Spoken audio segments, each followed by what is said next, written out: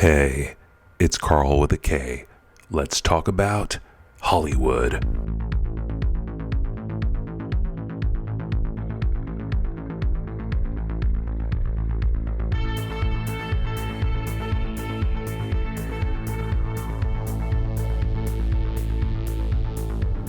Welcome to the show. Hi everyone, this is Carl Gibson and welcome to episode 30 of Let's Talk About Hollywood, my podcast, which is an audio niche memoir. It's also about Hollywood, characters, stories, careers in the creative industry. And it's a lot about news and the way that I saw the industry as I was working in it. And this series starts in 2001 when I quit a day job and ended up working at the Hollywood Reporter. And it follows from my news career into the studios, etc. So welcome everyone. It's Friday, March 13th, 2026.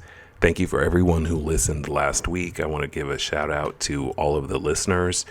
After last week's episode came out, there were 50 downloads in one day, which is, again, this is a niche podcast. It's doing well as far as reach, 21 countries. And it runs on donations. So if you'd like to support this podcast, you can go to www.letstalkabouthollywood.com/support. That's it. Super, super easy. You can also find episodes, all 30 of them, on my website, www.letstalkabouthollywood.com, or wherever you get your favorite podcasts. Please feel free to share, to download, to rate. And you can always reach out to me at studioexeccarl@gmail.com. That's studioexeckarl@gmail.com. So thank you to all of my listeners here in the US, Spain, France, Italy, Finland, UK, Germany, and China. Yes, last week. So thank you. I hope you all have had a good week. I'm glad to be with you. The Oscars are this Sunday. I don't know that, I'm probably going to DVR them. I haven't seen a lot of the movies that are being nominated last year. If you listen to some of this podcast, it was extremely busy. It was extremely bonkers. The market and hiring, it's really, really just behind, and it's pretty bad.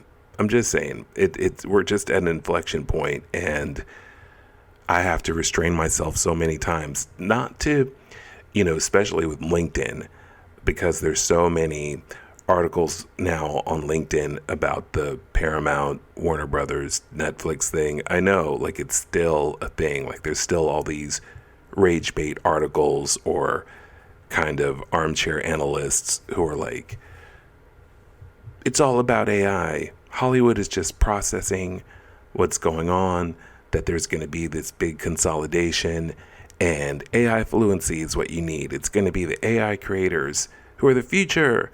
And then there's people who are saying Netflix is the loser and they walked away and Warner Brothers wins. And, I'm not a troll. I don't like going on someone's post and just, this is what I think. But I do have to say what I think sometimes. And usually it's not countering these people like in a, I don't get into any confrontations or anything on people's posts. But I do keep going back to, it's going to be up to what the audience decides. Will Paramount be a winner? We'll find out. This isn't the first merger. This isn't the first buyout. Sometimes they're successful. Sometimes they're not. Like I said to one person on LinkedIn, I said billions have been lost down the drain. That's Hollywood math. It happens. There's no guarantee. Whatever happens, it better be that the audience likes it. That's what I think is important. That's what I'd be looking at. And I don't think Netflix is the loser in this. I think that Netflix, they tried. What can you do but try? It didn't work. Paramount went, and did their thing. And so we'll see if it works. But it's not going to be about AI saving the day. And it's not going to be about, Hollywood just sitting there processing. It's like Hollywood isn't processing. Hollywood is in hibernation. Hollywood's in shock. Hollywood needs to, like I said in the episode where I talked about the sale in this season earlier, there was a whole episode devoted to it. I believe it's called A Studio Worker's Guide to the Warner Brothers merger or Warner Brothers sale. I think it still stands, even though we now know that Paramount won, which I'd said at the time, anything could change, and it did. But I think I talked about it all then. There's a lot more that goes into it. And when I'm talking about Hollywood, like I tell you listeners, my dear listeners, I really do feel that Hollywood is a psychology. It's a state of mind. And I think that with all that's going on with the industry, I'm not someone who stands, sits and says, this is the way it used to be, because really my career, look, this is starting like officially where I was in the studio world when I was at the Hollywood Reporter and I could see all that was going on into my own career as a studio executive. You can see that it's not so much about this is the way it used to be, because things change all the time. I think that's been the constant, right? There's always been disruption. There's always been things that are changing. So you want to be nimble. You want to be agile. You want to be able to roll with it. So the things that I talk about, especially if they're just tenets that I have seen that haven't changed, meaning relationships, reconciling Hollywood with the traditional institutional Hollywood where studios take 18 months just to get one thing done versus an Apple or a Netflix who can do something quickly. Tubi, which is ad-supported video on demand. They can do things quickly. I know, I've worked with those engineers. They can turn those things around on a dime. So it's not so much about, this is like things were necessarily better 20 years ago. I think just things have changed, and there are some things that don't change. And those are the things that you'll start to see as I'm going through the journals and giving you my view of what was going on at the time and my interpretation. But there are just some things that don't change. And so that's what I try to at least put out there, just so that people know, hey, there are some things that don't change. You still do need distribution. You still do need to look out for yourself. All money isn't good money. You need to decide what works best for you in your career. And we're all doing that, and I think that's great. I don't think there's any one way to do it, but stay tuned.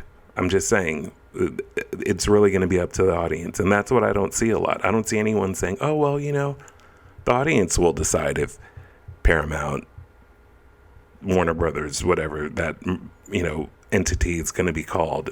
It'll be up to those viewers.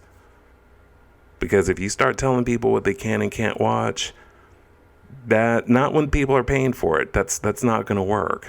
So we'll see. Stay tuned. That's all. There'll be more on that, but just wanted to put that out there.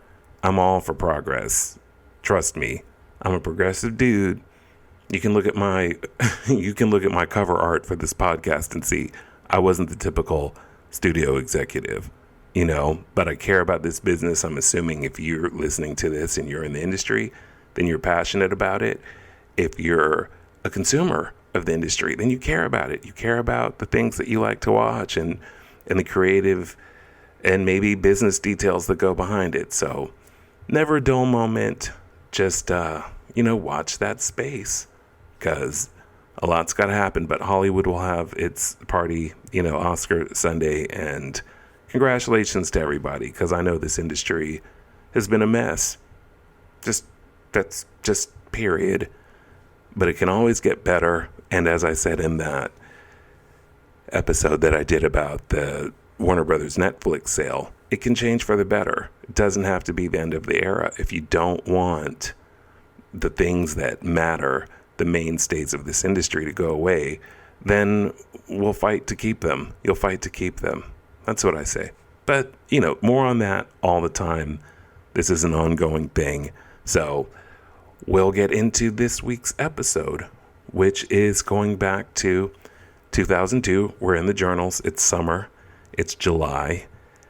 And I am, at this point, still working at the Hollywood Reporter. I've been there about a year, but not officially. But I'd started as a temp in July of 2001. And Stone and I have been through a lot. Stone is my partner, aka Bebbles. We've been through a lot, and we want to move.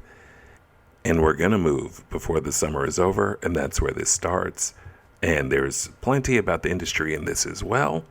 And this episode is called, It Comes Back to Your Career. Monday, July 8th, 2002. Stone and I need to move to a bigger apartment. The stress and expense and my schedule have been monumental. 3 weeks ago, I was clenching my jaw so hard to restrain myself that I cracked a molar on my lower right side in half. I spit half my tooth out. No one can see it unless I do a yearbook photo style cheese smile, but I still have half a tooth in my mouth. It'll cost hundreds of dollars to cap, and I'll do it when I move. Nothing can keep me from our move. Between bad real estate and the $5,400 Stone's bankrupt employers owe him, we've been jacked out of thousands in the last 2 years. That's straight up accounting. Stone says, we've lost everything but the clothes on our back, but at least we stayed together, and we will get it all back. Really, all we have are our good names. I have a name coming up in the industry, but all I have is my reputation for not being an asshole and being calm under constant pressure. It's just starting to get to me, and I have to work so hard mentally to keep going and not have it overwhelm me. I was so tired this weekend, the kind of tired where you could sleep for days. And I can't stop, not for a minute, not now. This has been and is one of the bleakest times in my life. I can't keep sitting still while people take their proverbial pound of flesh. It's not right. I met all my work and magazine deadlines, so no one at work is the wiser. Thank God for that. Tuesday, July 9th, 2002. I stayed up watching a couple of TV shows I wanted to watch and didn't get into bed until 1:30 a.m. Neither me or Bebbles slept restfully, and we both have colds. I decided to make sure I had a nice hairstyle and the right outlook because my deck of cards has been falling down all around me. Everything has been bad news and lies here in LA, except for my relationship and my career, thank God. I saw myself in the bathroom mirror and decided I look healthy despite the stress and that I'm done with the pain of all these ringmasters. That being the case, I did what I knew to be the best thing. I gave it up to God to handle since I can't. I think whatever happens is part of a higher plan, and if it's going to save my health and keep my sanity intact, then God is the best one to do it. His wisdom is infinitely more inspired and creative than mine. I can't imagine anything ruffling me now. I'm too calm for that to happen. I'm versatile enough to be able to work his plan. If my plan were the best, then it would have worked. My sister Ellie loaned me $600 to help. I'm grateful for that. Stone just called. Our property manager stopped him and said a new apartment is available.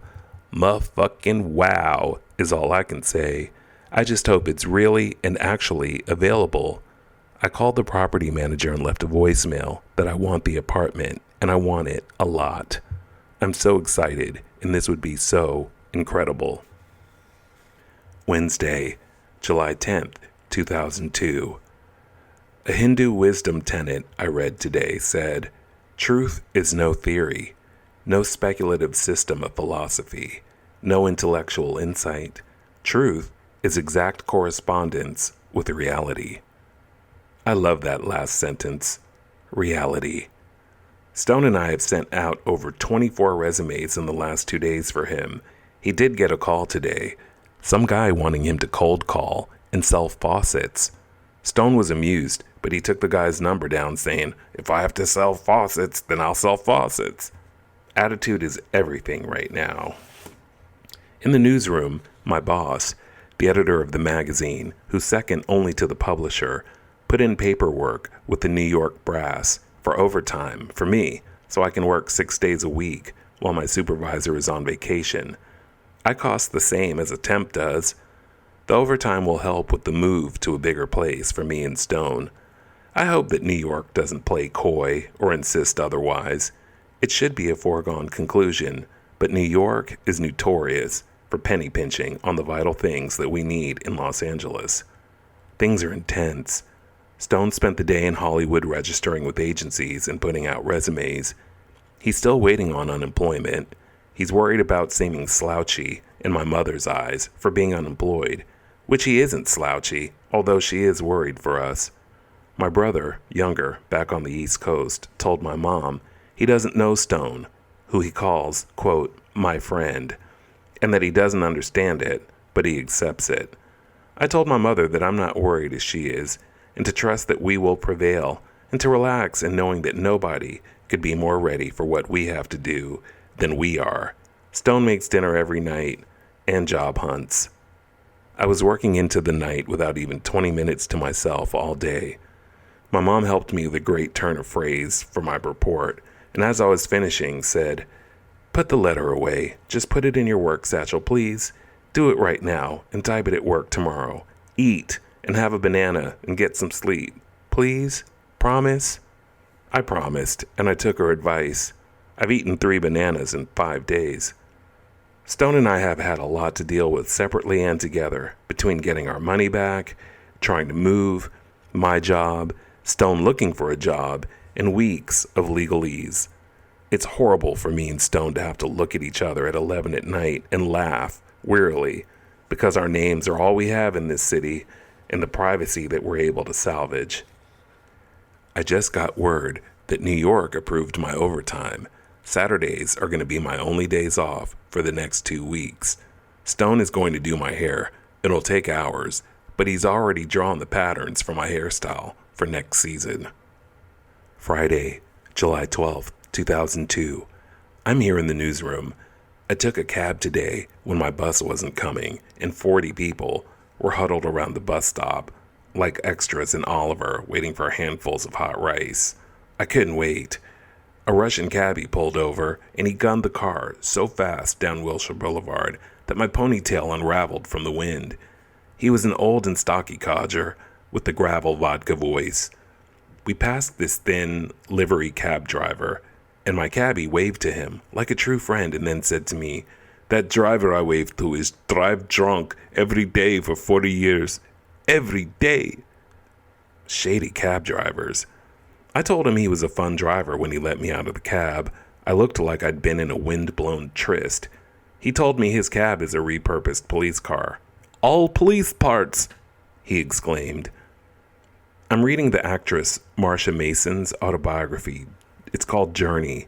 She's honest and likable. Marsha dates her decision to leave her Pacific Palisades home from when she went to a celebrity birthday party and saw her reflection and felt ridiculous. Marsha admits that her career was stalled, and to admit that, I think, is brave.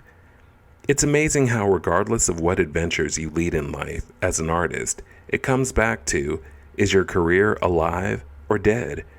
Marsha Mason was able to afford her move to New Mexico from Hollywood, and she'll be all right. It makes me think, what if you're not lucky enough to leave Hollywood in style? I hope I never have to deal with that. My career as an actor is nil. I took it completely off the table to work in news. Yet, in the industry, I'm known as a corporate worker bee in a newsroom. It's a tough call because the industry knows I've got the looks and the chops, but my position comes from being at the front brand of the Hollywood entertainment news gauntlet, not because I'm good and profitable for a role I'm playing. There's a huge difference, of course. It's a trade-off. As an actor, I couldn't meet Earth, Wind, and Fire. As an editorial assistant, I can, and I did. I hit the event in the party circuit, usually directly after a 10-hour shift in the newsroom. There's no going home to get ready. I just go. I clean up well. The Hollywood Reporter gave me a platform to truly see past the smoke and mirrors. And, trust me, all of my illusions, the ones I had left, are gone. I don't work the system. I do my job, and I record the pertinent information. It's a gamble, and I have to make it work. Marsha Mason's book makes me miss acting, but I can still get gigs later. I have stone. I'm blessed. Monday, July 15th, 2002. A producer invited me to an industry screening for a documentary about one of the most powerful/notorious men in the world. I got offered to see it before it hits the festival circuit. The producer, her name is Raquel, said the filmmakers got unprecedented access to their subject. I've heard buzz about the film, but I'm working my newsroom shift this Sunday, so I can't go. Raquel told me how documentary filmmaking is so hard and that, quote, after making this movie, we can't afford a cup of coffee. She's also the producer of another documentary on the film festival lineup. She called me in the newsroom and I helped her out with who her contacts should be here at the magazine. She then asked me where I was from, and when I said Georgetown, Washington, D.C., she said she was from the East Coast too. She moaned and said she's so tired of seeing half-naked girls at the film ticket booths in L.A. Everyone is so vapid, and it's so sad. And what do you think it is, Carl? I said, maybe it has to do with L.A.'s lack of seasons, and maybe it's desired superficiality over substance. She said, L.A. really is a different place. She said it quietly and small, like, your father is never coming back from the war. I tried to cheer her up by saying that Los Angeles has the highest book sales per capita in the country.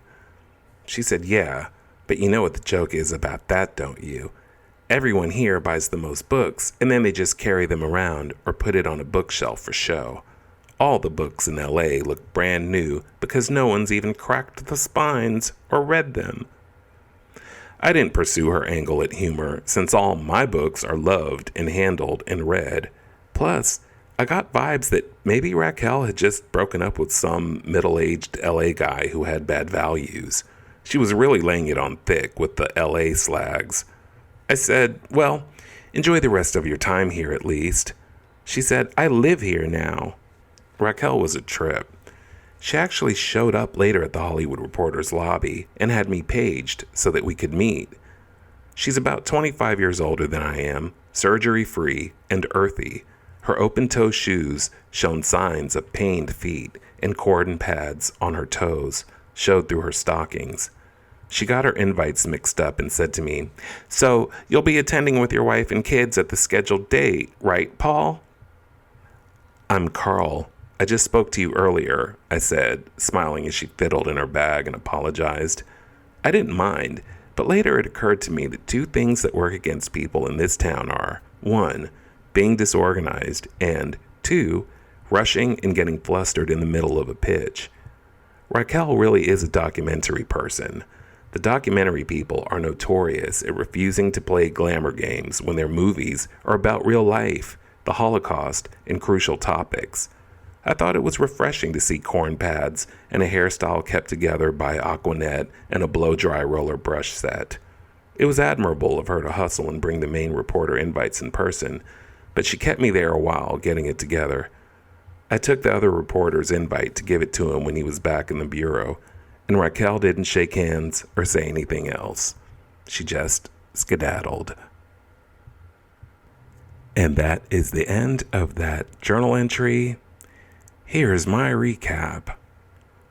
Well, boy, there's a lot going on there. Well, for one, when I was saying just that I was really tired, I really was. Again, I was adjusting to the Hollywood Reporter, and Bevels was so helpful. He was trying to get a job, and we really were just trying to rebuild from the prior 2 years, because if you listen to last season, season 1, In 2001, we were both in between jobs. And so I remember that being really intense. And he's about to get a job.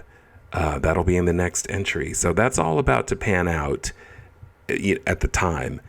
And the Marsha Mason portion, when I was talking about her career and her autobiography, Marsha Mason, I'm sure a lot of people listening to this podcast know who she is. If you don't, it's Marsha, Marsha, Mason, Mason. Look her up. Like, really, just go on whatever app you have, streaming app, and type her in. She's in the original Goodbye Girl, The Goodbye Girl, Audrey Rose, Cinderella Liberty, Only When I Laugh, Chapter 2, 2 Days in the Valley, I believe.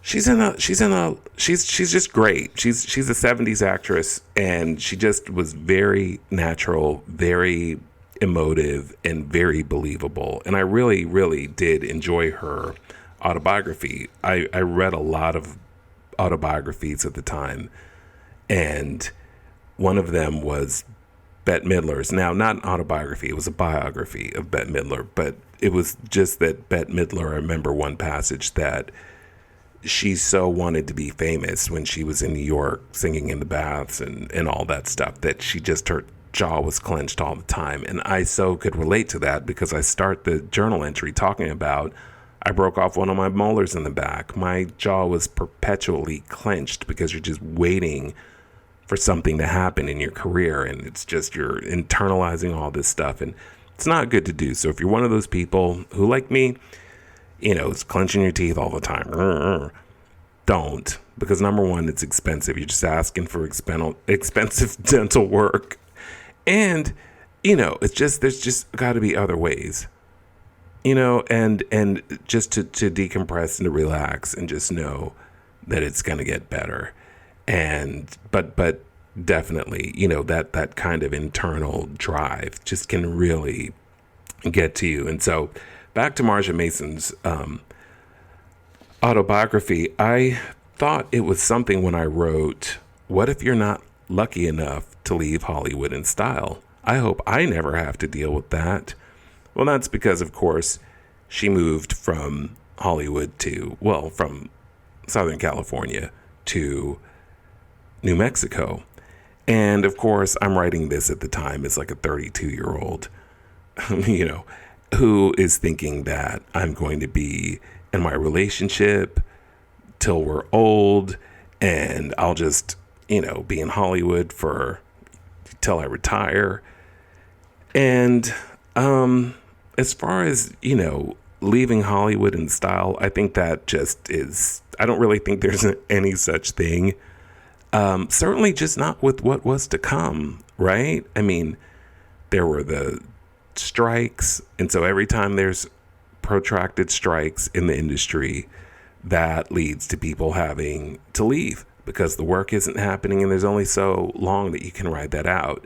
During the pandemic, especially during COVID, so many people moved away or went back home, or just because there was nothing happening in LA. And even if you were going to be that terrified, you wanted to be closer to family if you could, or from economic realities. And then you have what's been happening since 2024, before the election, and you just have all of these, Hollywood just basically shutting down. And prior to that, you have the strike, where they're just stockpiling money and just kind of taking stock and saying, hey, we're making too many shows and we could save some money. This is expensive. And so there's lots of reasons that people leave Hollywood.